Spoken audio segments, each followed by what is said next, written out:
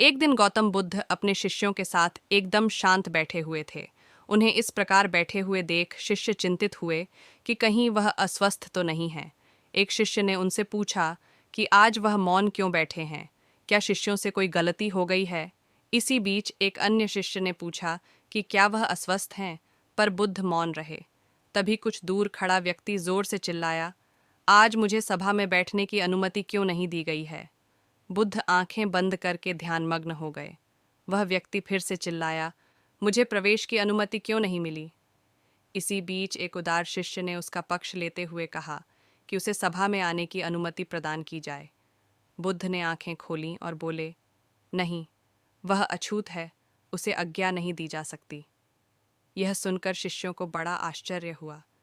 बुद्ध उनके मन का भाव समझ गए और बोले, हाँ, वह अछूत है। इस पर कई शिष्य बोले, हमारे आश्रम में जात पात का कोई भेद ही नहीं, फिर वह अछूत कैसे हो गया। तब बुद्ध ने समझाया, आज वह क्रोधित होकर आया है। क्रोध से जीवन की एकाग्रता भंग होती है। क्रोधी व्यक्ति प्राय मानसिक हिंसा कर बैठता है, इसलिए जब तक वह क्रोध में रहता है तब तक अछूत होता है। इसलिए उसे कुछ समय एकांत में खड़े रहना चाहिए। क्रोधित शिष्य भी बुद्ध की बातें सुन रहा था। पश्चाताप की अग्नि में तपकर वह समझ चुका था कि अहिंसा ही मनुष्य का महान कर्तव्य व परम धर्म है।